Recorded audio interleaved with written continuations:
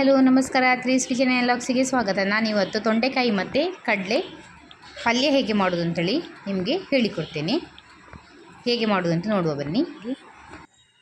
ಅರ್ಧ ಟೀ ಸ್ಪೂನಷ್ಟು ಜೀರಿಗೆ, 1 ಟೇಬಲ್ ಸ್ಪೂನಷ್ಟು ಕೊತ್ತಂಬರಿ, 1/4 ಟೇಬಲ್ ಸ್ಪೂನಷ್ಟು ಮೆಂತ್ಯ, ಸ್ವಲ್ಪ ಕರಿಬೇವು, ಒಂದು 7-8 ಒಣಮೆಣಸು ತಗೊಂಡಿದ್ದೇನೆ. ಇದನ್ನೆಲ್ಲ ಎಣ್ಣೆಯಲ್ಲಿ ಫ್ರೈ ಮಾಡ್ಕೊಂಡು ಬರುವ.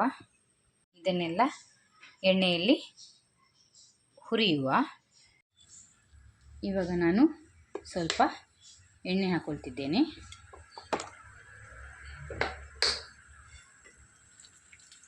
ಅದಕ್ಕೆ ಒಣಮೆಣಸು ಹಾಕಿ ಸ್ವಲ್ಪ ಹುರ್ಕೊಳ್ಳುವ.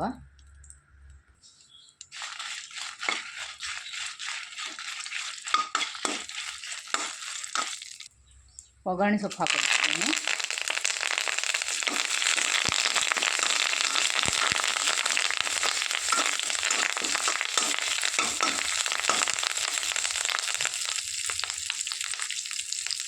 ನಂತರ ಕೊತ್ತಂಬರಿ, ಜೀರಿಗೆ, ಮೆಂತ್ಯ ಹಾಕಿ ಹುರ್ಕೊಳ್ತಿದ್ದೇನೆ. ಸ್ವಲ್ಪ ಅರಿಶಿನ ಹಾಕ್ಕೊಳ್ಳುವ. ಇವಾಗ ಆಗಿದೆ. ಸ್ವಲ್ಪ ತಣ್ಣಗಾದ ನಂತರ ಪುಡಿ ಮಾಡಿಕೊಳ್ಬೇಕು. ಇವಾಗ ನಾನು ಕುಕ್ಕರಿಗೆ ಬಿಳಿ ಕಾಬೂಲ್ ಕಡಲೆ ಹಾಕ್ತಿದ್ದೇನೆ.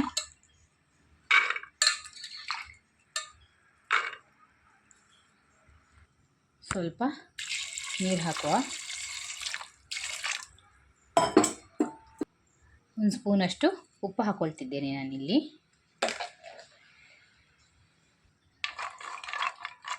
ಇವಾಗ 1 ಸಿಟಿ ಆಗಲಿ. ಇಡುವ. 1 ಅಥವಾ 2 ಸಿಟಿಯಲ್ಲಿ ಬೇಯ್ತದೆ ಇದು.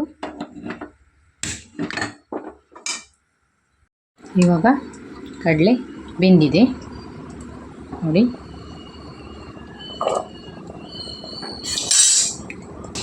ಇವಾಗ ತೊಂಡೆಕಾಯಿಯನ್ನು ಇದಕ್ಕೆ ಹಾಕಿ ಬೇಯಿಸ್ಕೊಳ್ಳುವ.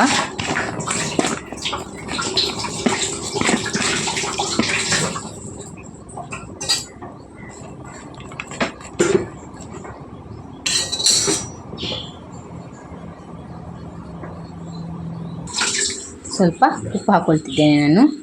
ಸ್ವಲ್ಪ ಆವಾಗ ಹಾಕಿದ್ದೇನೆ. ಈಗ ತೊಂಡೆಕಾಯಿ ಬೇಯಲಿಕ್ಕೆ ಸ್ವಲ್ಪ ಉಪ್ಪು ಹಾಕಿ ಮಿಕ್ಸ್ ಮಾಡಿ ಲಿಡ್ ಕ್ಲೋಸ್ ಮಾಡುವ. ಸಿಟಿ ಇಡೋದು ಬೇಡ, ಹೀಗೆ ಬೇಯ್ತದೆ, ಬೇಗ ಬೇಯ್ತದೆ ತೊಂಡೆಕಾಯಿ.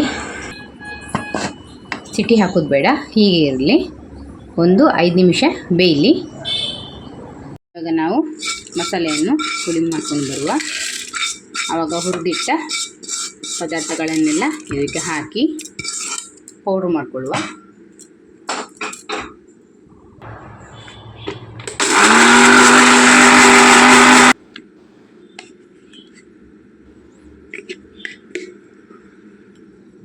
ಇವಾಗ ಪುಡಿಯಾಗಿದೆ.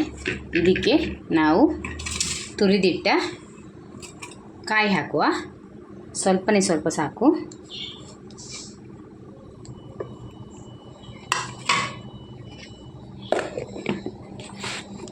ಸ್ವಲ್ಪ 1-2 ರೌಂಡು ತಿರುಗಿಸಿದರೆ ಸಾಕು. ನೋಡಿ, ಈ ಥರ ಆಗಬೇಕು. ನಾನು ಒಗ್ಗರಣೆಗೆ ತೆಂಗಿನೆಣ್ಣೆ ಹಾಕ್ಕೊಳ್ತಿದ್ದೇನೆ.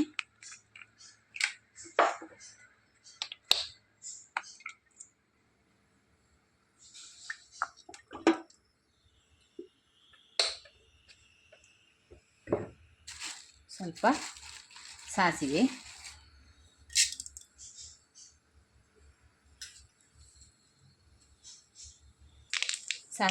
ಸಿಡಿತಾ ಉಂಟು.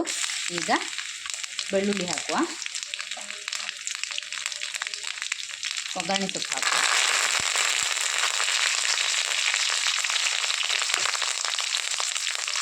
ನಂತರ 1 ದೊಡ್ಡ ಗಾತ್ರದ ಈರುಳ್ಳಿ ಹಾಕ್ತಿದ್ದೇನೆ. ಇದನ್ನೀಗ ಫ್ರೈ ಮಾಡುವ. ಈರುಳ್ಳಿ ಸ್ವಲ್ಪ ಫ್ರೈ ಆಗಲಿ.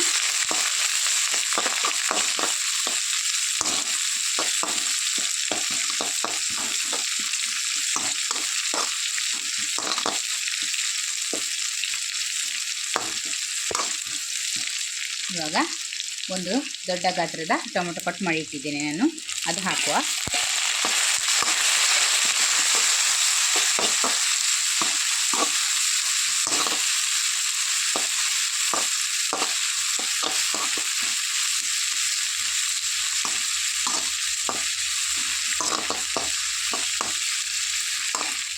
ಇವಾಗ ಟೊಮೆಟೊ ಕೂಡ ಫ್ರೈ ಆಗಿದೆ.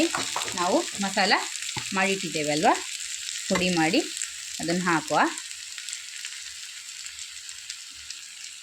ಸ್ವಲ್ಪ ಫ್ರೈ ಆಗಿ ಇದು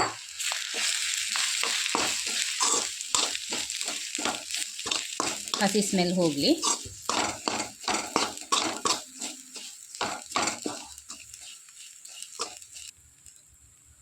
ಇವಾಗ ಬೇಯಿಸಿಟ್ಟ ತೊಂಡೆಕಾಯಿ ಮತ್ತು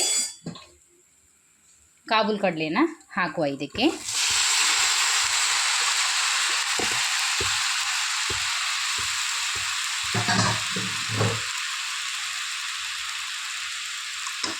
ಮಿಕ್ಸ್ ಮಾಡುವ.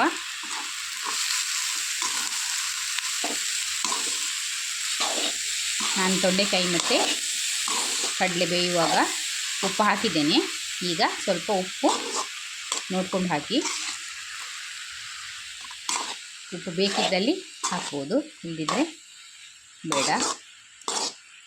ಮಸಾಲೆಗೆ ಸ್ವಲ್ಪ ಉಪ್ಪು ಬೇಕಾದಲ್ಲಿ ಹಾಕಿಕೊಳ್ಳಿ.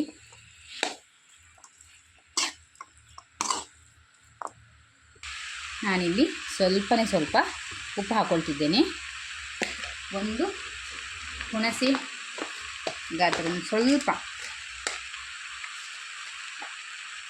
ಇಷ್ಟು ಬೆಲ್ಲ ಹಾಕಿ ಟೇಸ್ಟ್ ಬರ್ತದೆ, ಅದಕ್ಕೋಸ್ಕರ. ಬೆಲ್ಲ ಬೇಡ ಅಂತೇಳಿ ಹೇಳಿದವರು ಸ್ಕಿಪ್ ಮಾಡ್ಬೋದು.